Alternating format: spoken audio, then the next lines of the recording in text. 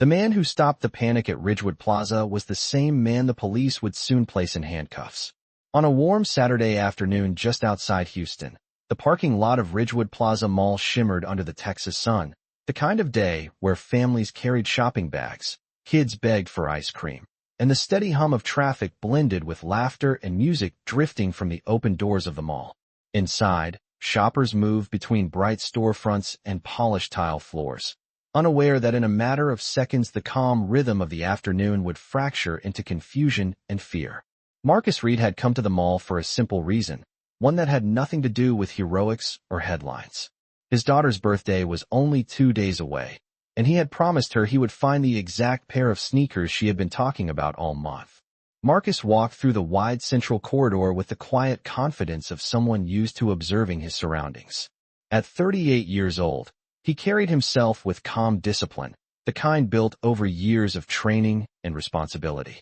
His posture was straight, his eyes steady, and though he dressed like any other shopper in a plain dark jacket and jeans, there was something about the way he moved that suggested focus beneath the surface.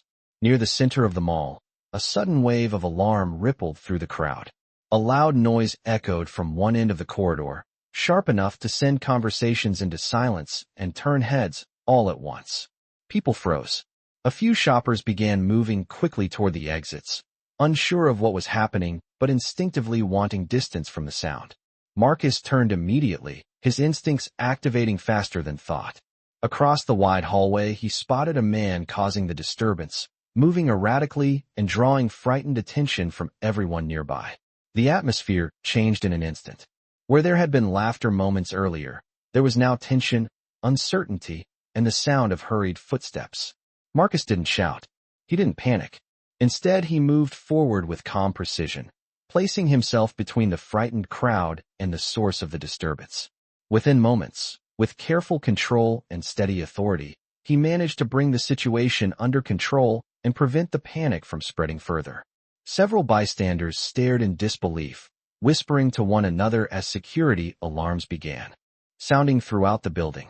A mother pulled her child close, relief visible in her eyes as she realized the danger had passed.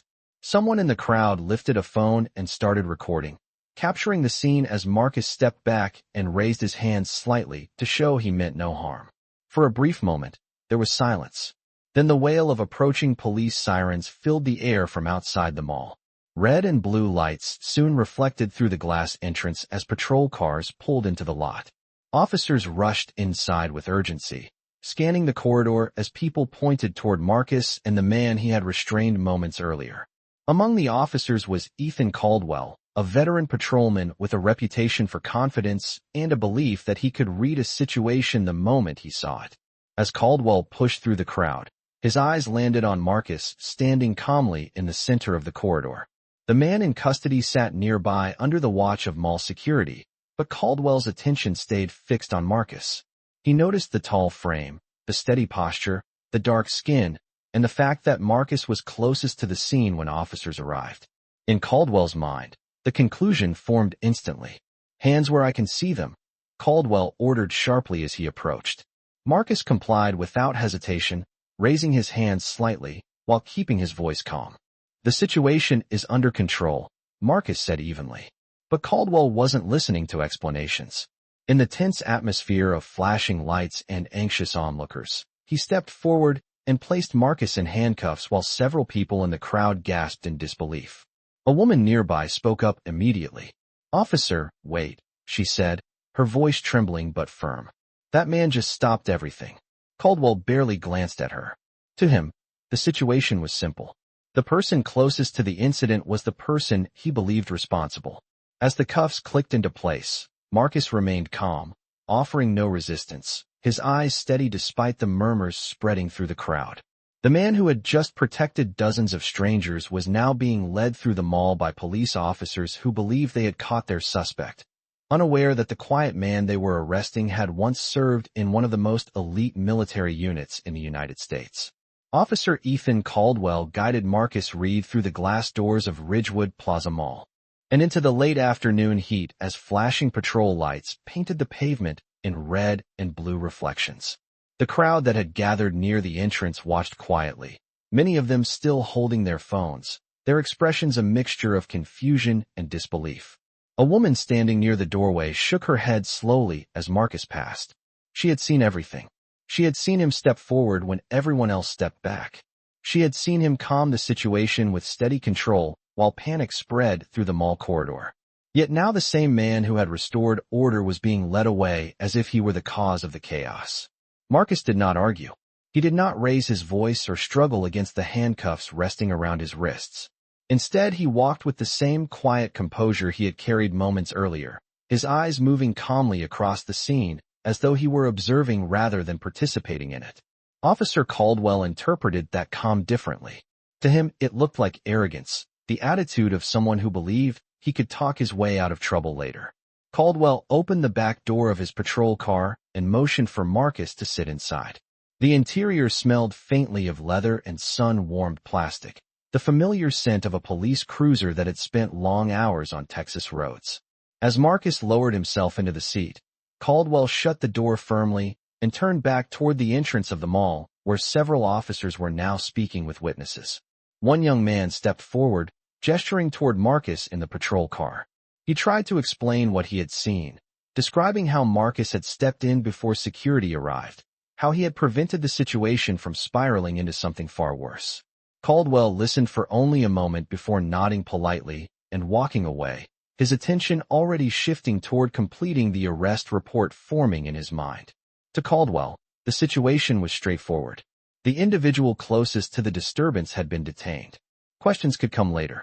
Inside the patrol vehicle, Marcus sat upright, his hands resting calmly in front of him. The fading sunlight filtered through the protective screen between the front and back seats, casting thin lines of gold across the interior. He glanced out the window and watched the activity in the parking lot. Emergency responders moved quickly but efficiently, speaking with mall security and directing the remaining crowd away from the entrance. The tension that had filled the area earlier was beginning to ease as people realized the danger had passed. Marcus noticed a young boy standing beside his mother near the sidewalk. The child looked toward the patrol car with wide, curious eyes, clearly trying to understand why the man everyone had been thanking inside the mall was now sitting behind the door of a police cruiser. Marcus offered the boy a calm, reassuring nod, the kind of quiet gesture that spoke without words. A few minutes later, Caldwell returned and climbed into the driver's seat. He adjusted his radio and began entering notes into the computer mounted beside the dashboard. The soft clicking of keys filled the vehicle. After a moment, he glanced briefly into the rearview mirror, studying Marcus through the reflection. "You were in the wrong place at the wrong time," Caldwell said flatly, as though the conclusion required no further discussion. Marcus answered in a steady voice. "I was exactly where I needed to be." Caldwell let out a short breath that carried the tone of disbelief. To him, the statement sounded like a rehearsed line from someone trying to appear heroic after the fact. The patrol car pulled away from the curb and merged onto the road leading away from the mall.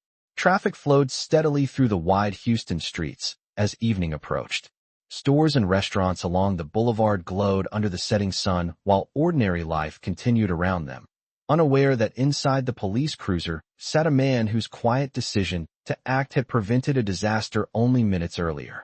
Marcus leaned slightly back against the seat, calm and patient, as the city moved past the window in a blur of warm colors and distant headlights. He knew that the truth had a way of surfacing eventually. What Officer Caldwell did not realize was that the story unfolding around them had already begun to travel far beyond the walls of Ridgewood Plaza Mall, carried by witnesses, recorded by cameras, and soon to reach people who would recognize exactly who Marcus Reed truly was. The patrol car rolled steadily through the evening traffic as the last glow of the Texas sun faded behind the low skyline of Houston, and inside the vehicle the atmosphere remained calm, but heavy with unspoken assumptions. Officer Ethan Caldwell kept one hand on the steering wheel while the other occasionally tapped the mounted computer screen beside him, updating details of the incident report that he believed would soon be finalized at the precinct. In his mind, the situation was already sorted into a familiar pattern. An incident had occurred at the mall. A man had been found near the disturbance. That man had been detained. Simple. Clean. Finished. But the quiet presence seated in the back of the patrol car did not fit easily into the kind of story Caldwell preferred to tell himself. Marcus Reed sat upright in the rear seat, his posture relaxed but alert, the steady rhythm of passing streetlights moving across his face through the window. Outside, the wide Houston boulevard stretched for miles, lined with gas stations, family restaurants, and glowing store signs beginning to flicker on as evening approached. The city carried on with its normal pace, unaware that a misunderstanding inside one police cruiser was quietly building towards something much larger. For Marcus, the moment did not feel chaotic or frightening. Instead, it felt familiar in a strange way. Not the handcuffs, not the accusation, but the discipline of remaining calm while others rushed to conclusions. Years of training had taught him that tension often came from uncertainty and that patience could reveal the truth faster than anger ever could. He watched the road ahead through the narrow opening between the seats and listened to the low chatter of police radio traffic filling the vehicle. Dispatch calls came and went, reports of traffic stops, minor accidents, routine patrol updates that filled the evening shift across the city. None of it seemed connected to him. Yet the quiet story unfolding inside the car was already traveling farther than Caldwell realized. Back at Ridgewood Plaza Mall, several witnesses had gathered near the entrance long after the patrol car left.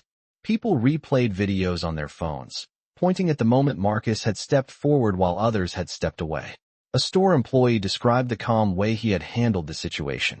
A father explained how Marcus had guided frightened shoppers toward the exits with steady instructions that prevented panic from spreading. Someone uploaded the footage online, adding a simple caption that asked why the man who helped everyone had been taken away by the police. Within minutes, the video began moving through social media feeds, watched by strangers who had never set foot inside Ridgewood Plaza but immediately understood the question behind the footage. Inside the patrol car, Caldwell glanced again at the rearview mirror. Marcus still looked composed, almost thoughtful, which only deepened Caldwell's suspicion that something about the man was unusual. Most suspects argued. Some complained loudly about unfair treatment. Others demanded to call a lawyer the moment they were placed in custody. Marcus had done none of those things. Instead, he had simply followed instructions and remained silent unless asked a direct question. Caldwell finally spoke again, his tone firm but slightly curious now. "You said you were exactly where you needed to be," he said while keeping his eyes on the road. "You want to explain what that means?" Marcus considered the question for a moment before answering in a calm, measured voice. "It means someone needed to step forward." Caldwell gave a faint, skeptical smile. To him it sounded like another attempt to sound heroic. He shook his head slightly and turned his attention back to the traffic ahead as the patrol car approached the downtown district where the police precinct stood several blocks away. Tall glass buildings reflected the fading daylight, while office workers began leaving for the evening. Inside one of those buildings, several floors above the street, a security analyst paused while watching a live feed of social media updates scrolling across multiple screens. One particular video caught his attention. The footage showed a tall man calmly guiding frightened shoppers away from a disturbance inside Ridgewood Plaza Mall. The analyst leaned closer, recognizing something in the man's posture and movement that looked very familiar. He reached for a phone on the desk and made a quick call, his voice quiet but urgent. "You need to see this," he said. "I think that is Sergeant Marcus Reed."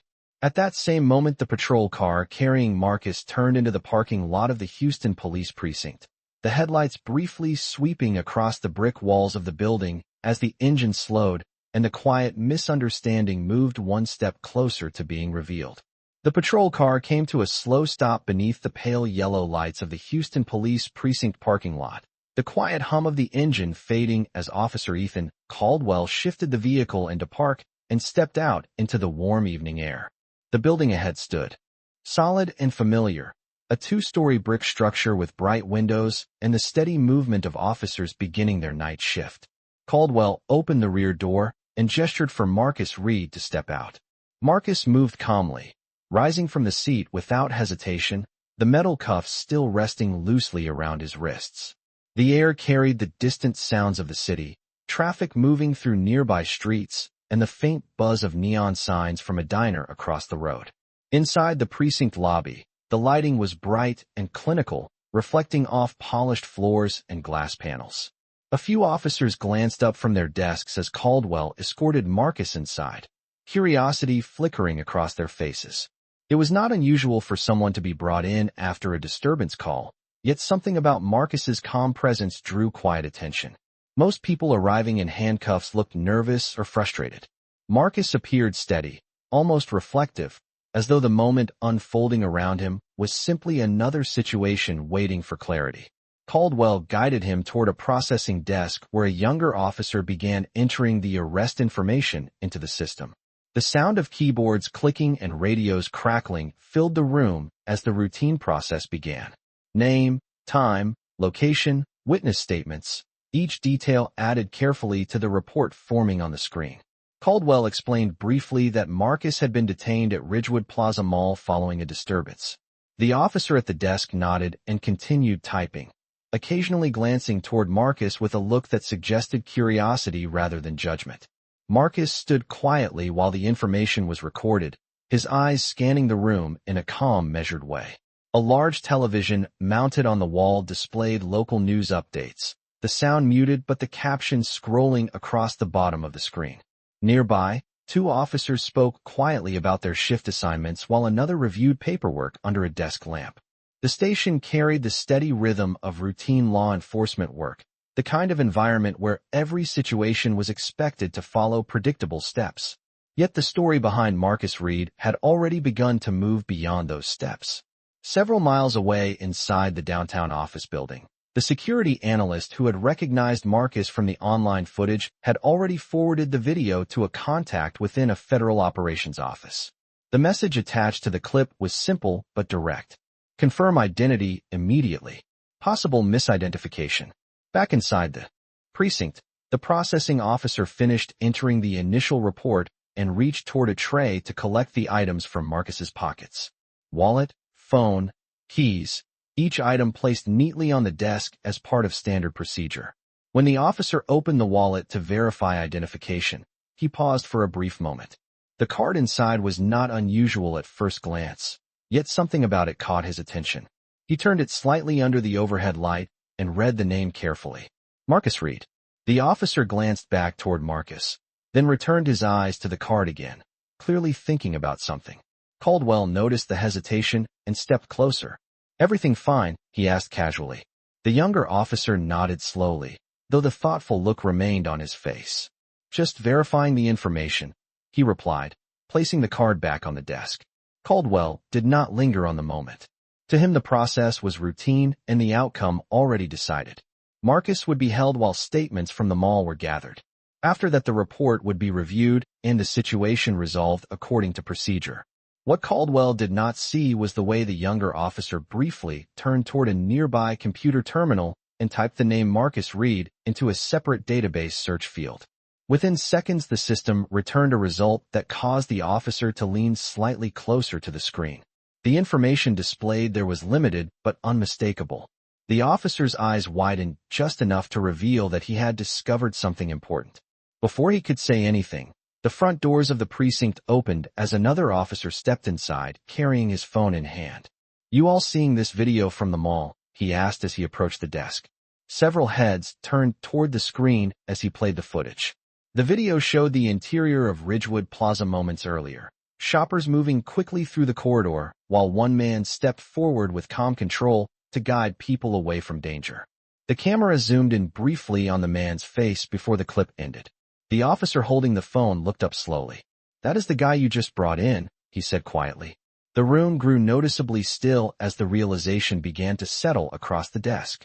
Marcus Reed remained calm, standing exactly where he had been since arriving, watching the quiet shift in the atmosphere as the truth slowly began to move through the room like a ripple spreading across water. The quiet tension that had settled over the processing desk slowly spread through the room as the officer, holding the phone, replayed the video from Ridgewood Plaza Mall. The footage was slightly shaky, clearly recorded by someone standing among the crowd, yet the moment captured on the screen was unmistakable. Marcus Reed could be seen moving calmly through the corridor, guiding frightened shoppers toward the exits while the situation unfolded around him. His voice could not be heard in the silent clip playing on the phone, but his actions were clear. He had not caused the chaos. He had stepped forward to contain it. Several officers leaned closer to the screen, watching the short clip again. One officer let out a quiet breath and shook his head slowly. "That man helped people get out of there," he said. The younger officer at the computer glanced between the phone and the database results still glowing on his monitor. The name Marcus Reed remained on the screen along with a brief line of information that had triggered his earlier pause. He looked toward Officer Ethan Caldwell with a mixture of hesitation and concern. Caldwell, however, had not yet seen the screen behind the desk. He remained focused on completing the paperwork, his pen moving across a form while he reviewed the details of the incident report. In his mind, the process was still routine. A disturbance had been reported. A suspect had been detained. The next steps would follow standard procedure. Across the desk, Marcus stood calmly, his hands still restrained, watching the subtle shift in the room with steady eyes. He had seen this kind of moment before, the moment when certainty begins to fade and questions start to form. A tall officer near the television lifted the volume slightly as a breaking news banner appeared across the bottom of the screen. The broadcast showed aerial footage of Ridgewood Plaza Mall surrounded by police vehicles and emergency responders. A reporter stood near the entrance speaking to the camera while the caption beneath her read "Witnesses say unidentified man helped stop disturbance before police arrived." The officer holding the phone turned it toward Caldwell. "You might want to look at this," he said quietly. Caldwell glanced up with mild irritation at first, clearly focused on finishing the report. But when he saw the image on the screen, his expression shifted slightly. The video showed Marcus again, standing in the center of the corridor, guiding people away from the scene with calm authority. A woman's voice could be heard faintly in the background of the recording, saying that man just helped everyone get out safely. Caldwell stared at the screen for several seconds before lowering his gaze toward Marcus. For the first time since arriving at the precinct, uncertainty flickered across his face. The younger officer cleared his throat gently and turned the monitor slightly so Caldwell could see it. "Sir," he said carefully, "I ran the name through another database." Caldwell stepped closer and read the short line of information displayed beneath the name Marcus Reed. The words were simple but unmistakable. United States Army Special Operations Command. Caldwell leaned closer to the screen, reading the line again as if hoping the meaning might change.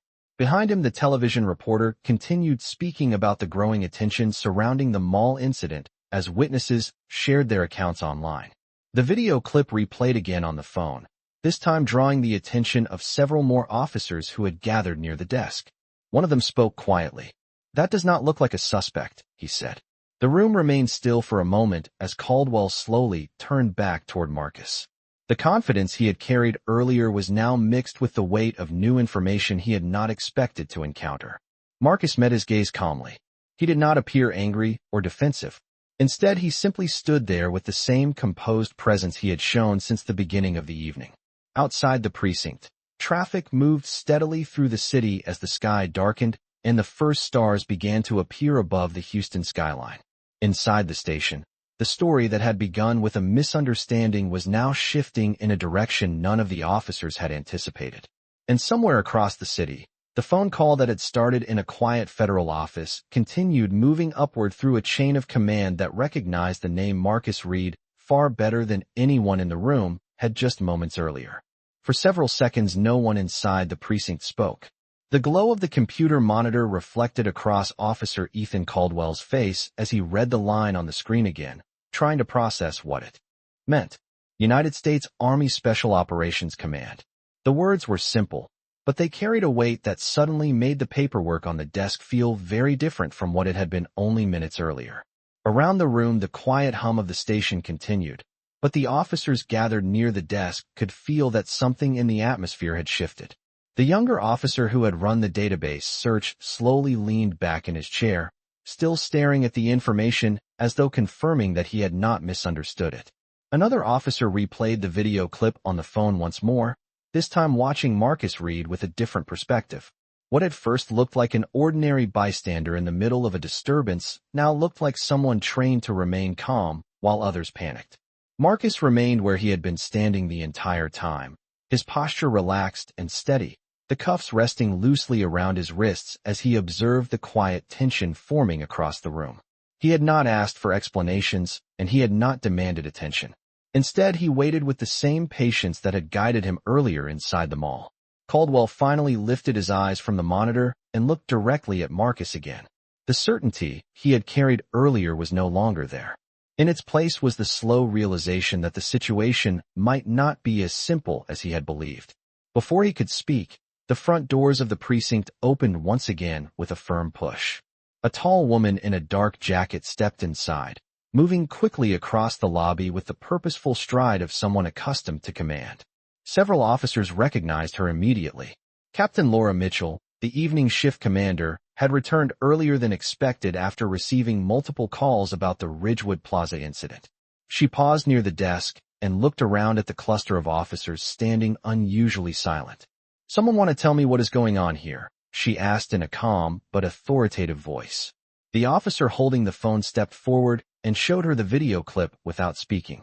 Captain Mitchell watched the short footage carefully, her expression tightening slightly as the clip ended.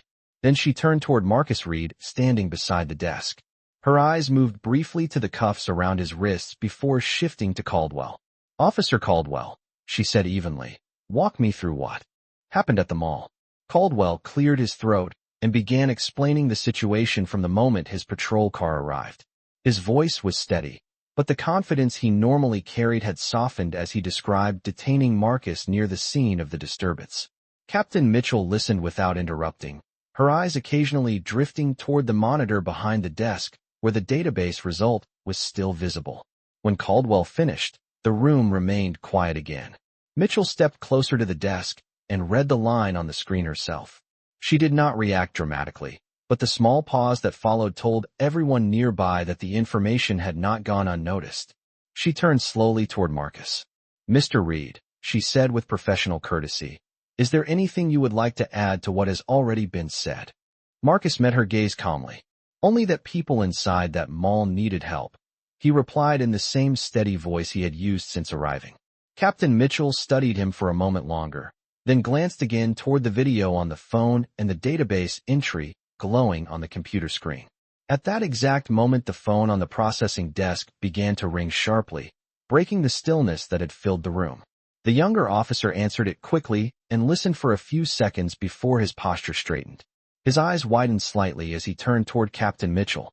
"Captain," he said carefully while holding the receiver against his ear, "this call is from the Department of Defense Liaison Office. They are asking about someone named Sergeant Marcus Reed."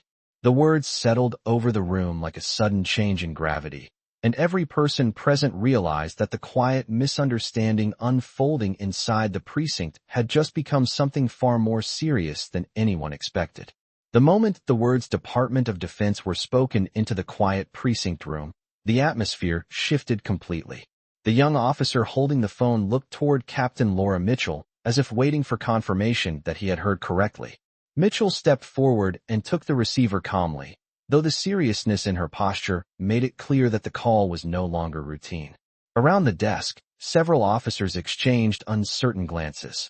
Only minutes earlier, they had believed the situation at Ridgewood Plaza Mall had been resolved with a standard detention. Now the simple paperwork sitting on the desk suddenly looked like the beginning of a much larger mistake.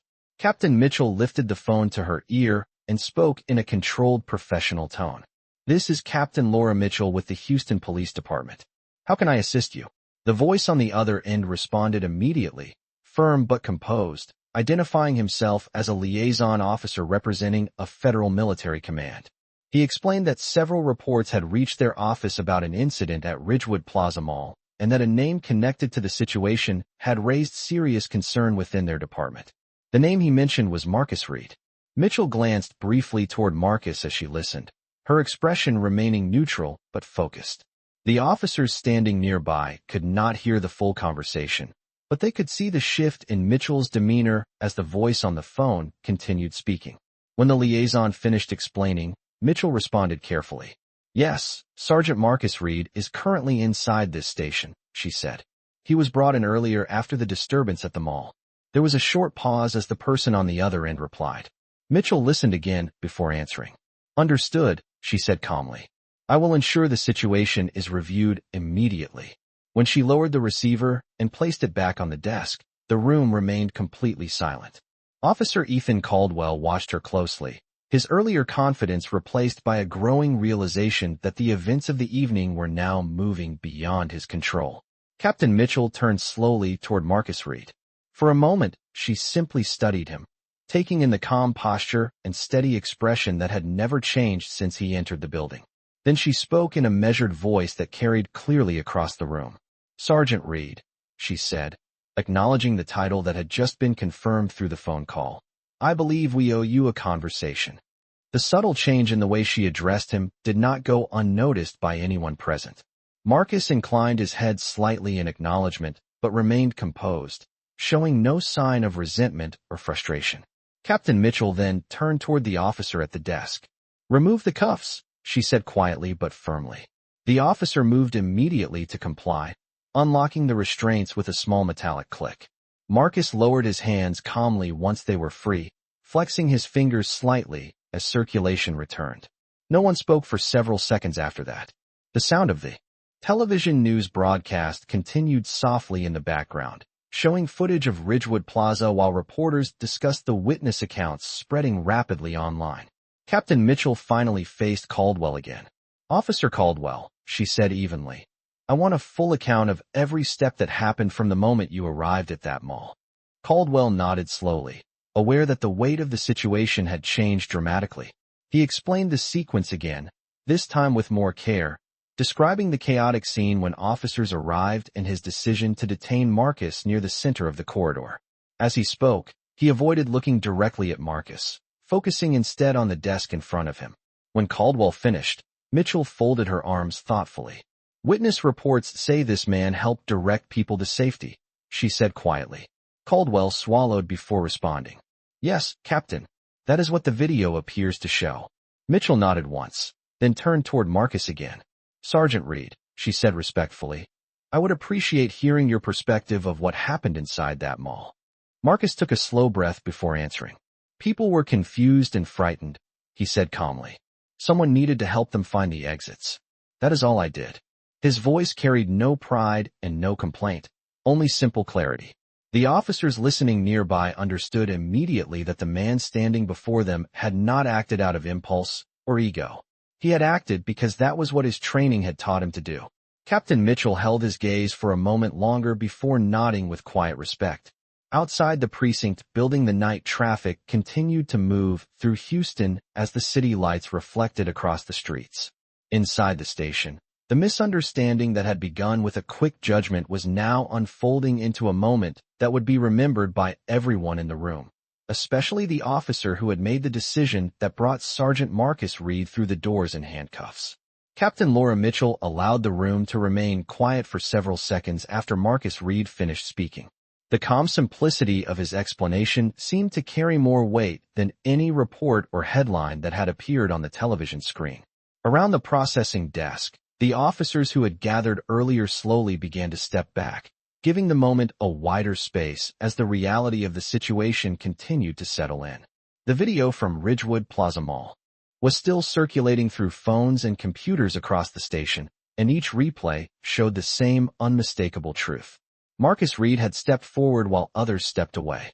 Outside the precinct windows, the deep blue of the evening sky had fully taken over the Houston skyline, and the glow of streetlights stretched across the parking lot like quiet lines of gold.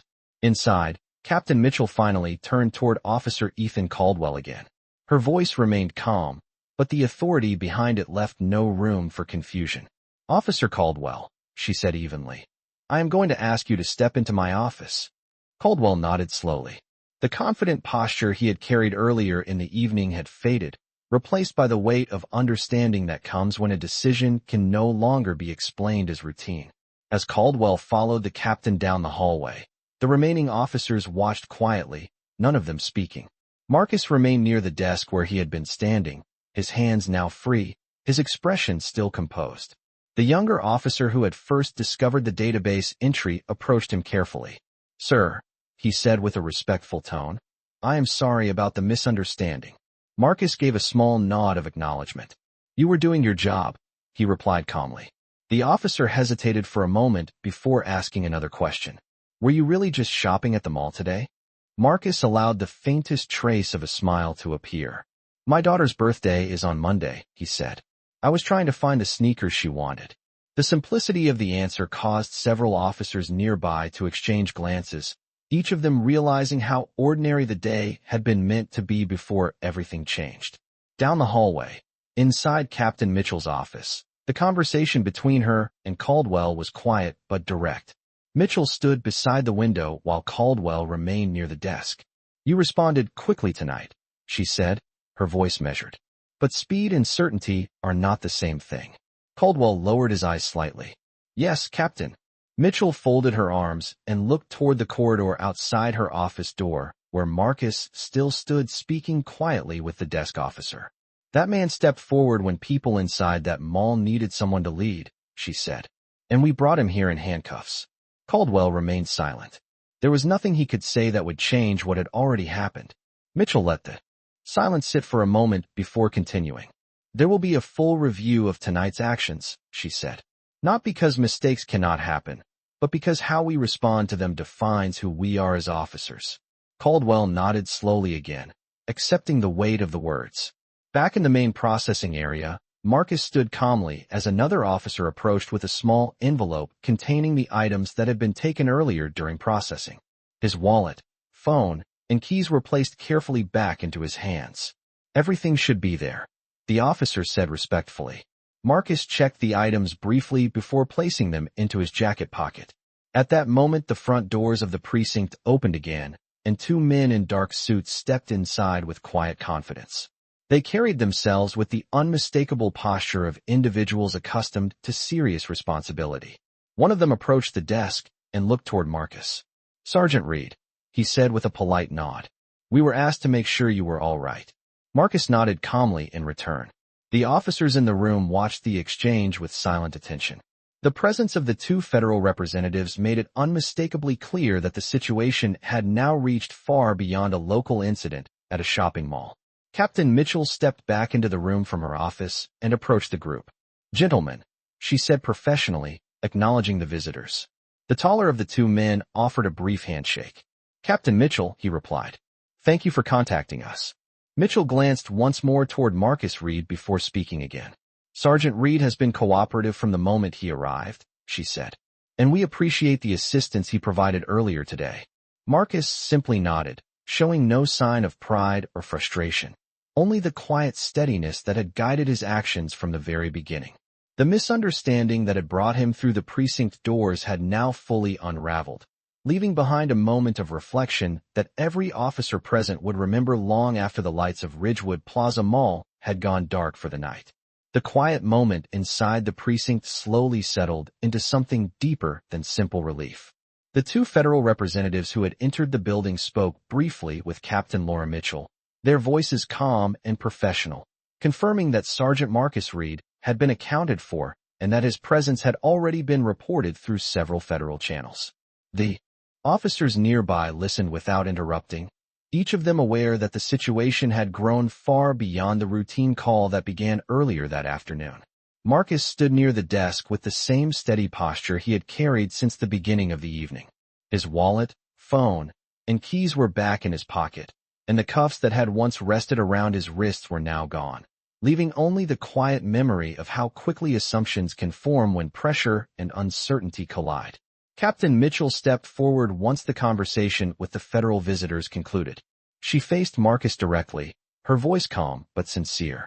Sergeant Reed, she said, on behalf of this department, I want to thank you for what you did today. The reports from Ridgewood Plaza are very clear. Your actions help people remain calm and find their way out safely. Marcus gave a small, respectful nod. Anyone would have done the same, he replied quietly. One of the officers standing nearby shook his head slightly. Not everyone steps forward when things become confusing, he said. The room grew thoughtful again at those words. Outside the precinct windows, the city lights of Houston stretched across the streets as night fully settled over the skyline. Traffic moved steadily along the boulevard, people heading home from work, families gathering for dinner, and children finishing homework before bedtime. For most of the city, the day had simply been another ordinary Saturday. Only a few hundred people inside Ridgewood Plaza had seen the moment when fear could have spread through the mall, but did not, because one person chose to remain calm while others searched for direction. Captain Mitchell turned slightly and called down the hallway. "Officer Caldwell." Ethan Caldwell stepped back into the room after finishing the earlier conversation in the captain's office. His posture was quieter now, his earlier certainty replaced by a careful awareness of everything that had unfolded. Mitchell looked toward him briefly before speaking again. "There are moments in this job when we are asked to make decisions quickly," she said in a steady voice that carried across the room. "But those moments also remind us why patience and observation matter just as much as speed." Caldwell nodded slowly. Then he turned toward Marcus Reed. For a second it looked as though he might struggle to find the right words, but eventually he spoke with direct honesty. "Sergeant Reed," he said, "I made a decision tonight based on what I believed I saw in a chaotic moment. I should have taken more time to understand the full picture. I apologize." The room remained quiet as Marcus considered the words. Then he gave a calm nod. "What matters is that people at the mall are safe," he replied. The simplicity of the answer seemed to lift the tension that had lingered since the beginning of the evening. One of the federal representatives stepped forward and gestured toward the exit.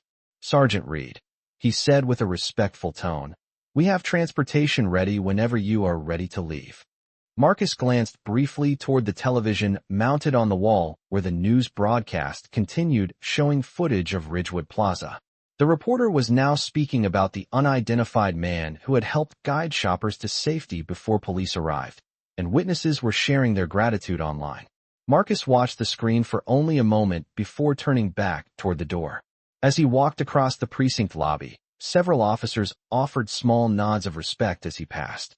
No applause, no dramatic moment, just the quiet acknowledgement that sometimes the strongest actions happen without seeking recognition.